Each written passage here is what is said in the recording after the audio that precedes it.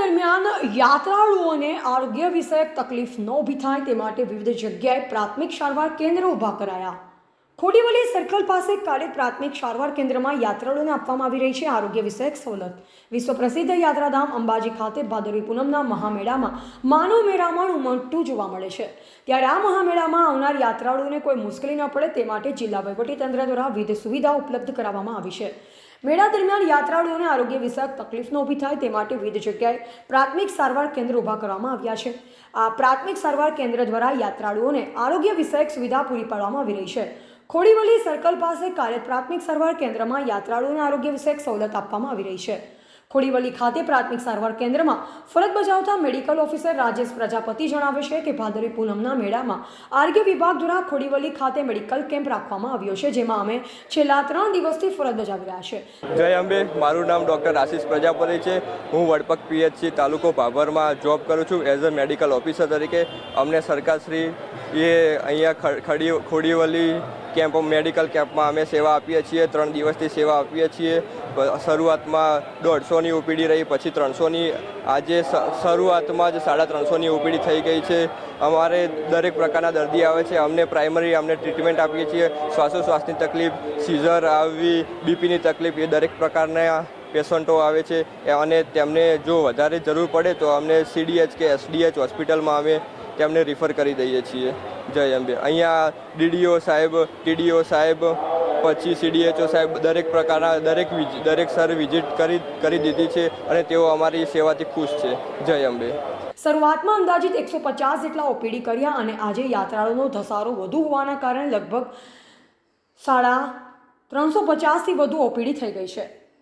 વધુમાં તેમ જણાવ્યું કે અમારા પ્રાથમિક આરોગ્ય કેન્દ્ર પર દરેક પ્રકારના દર્દીઓ સારવાર માટે આવે છે અને તેમને દરેક પ્રકારની પ્રાથમિક સારવાર આપવામાં આવે છે।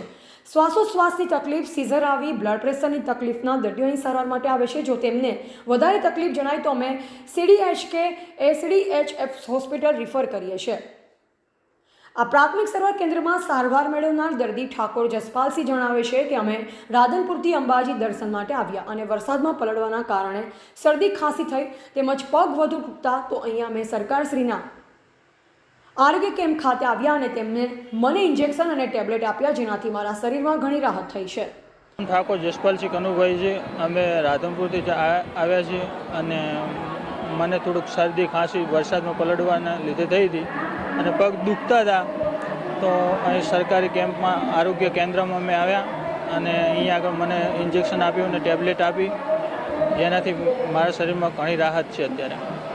આ ઉપરાંત મંદિર પરિસરમાં પ્રાથમિક સારવાર કેન્દ્રમાં ફરજ બજાવતા મેડિકલ ઓફિસર નિશાબેન ડાભી જણાવે છે કે અંબાજી મંદિરમાં ચાચર ચોકમાં પ્રાથમિક સારવાર કેમ્પ આવેલ છે। એમાં અત્યારે પદયાત્રીઓ આવતા હોય છે તો તેમને અમુક જાતની તકલીફો પડતી હોય છે, તો તેમના યોગ્ય સારવાર માટે આરોગ્ય વિભાગ દ્વારા કેમ્પ લગાવ્યો છે, જેમાં દરરોજના અંદાજિત 1000થી વધુ પદયાત્રીઓની સેવા આપીએ છીએ અને આજે શ્રદ્ધાળુઓની ભીડ હોવાના કારણે અત્યાર સુધી 1000 જેટલા દર્દીઓએ સારવાર કરાવી દીધી છે, જેમાં તેમના પગમાં છાલા થઈ જવા, શરીરના દુખાવા થવા તેમજ અલગ અલગ પ્રકારની સારવારો અમે અહીંયા આપીએ છીએ।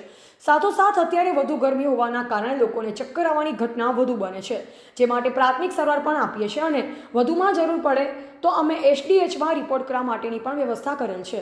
આ સેવા કેન્દ્રમાં પ્રાથમિક સારવાર મેળવનાર દર્દીના પિતા શ્રી હેમંતભાઈ ઝાલા જણાવે છે કે અમે પરિવાર સાથે ભાદરવી પૂનમ નિમિત્તે અંબાજી પ્રવાસે આવ્યા, જે દરમિયાન મારી દીકરી વધુ ભીડ હોવાના કારણે ચક્કર આવવાથી બેભાન થઈ હતી, તો અમે પ્રાથમિક આરોગ્ય કેન્દ્રમાં આવ્યા અને આરોગ્ય કેન્દ્ર દ્વારા સેવા મળતા મારી દીકરી પૂરેપૂરી સારવાર થઈ છે। તે બદલ સરકારનો અને પ્રાથમિક આરોગ્યના સ્ટાફનો ખૂબ ખૂબ આભાર વ્યક્ત કરું છું।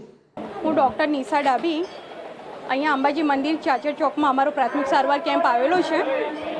એમાં અત્યારે આપણે પદયાત્રીઓ આવતા હોય છે તો એમને અમુક જાતની તકલીફો પડતી હોય છે, તો આપણે એમના માટે સારવાર કેમ્પ લગાવીએ છીએ।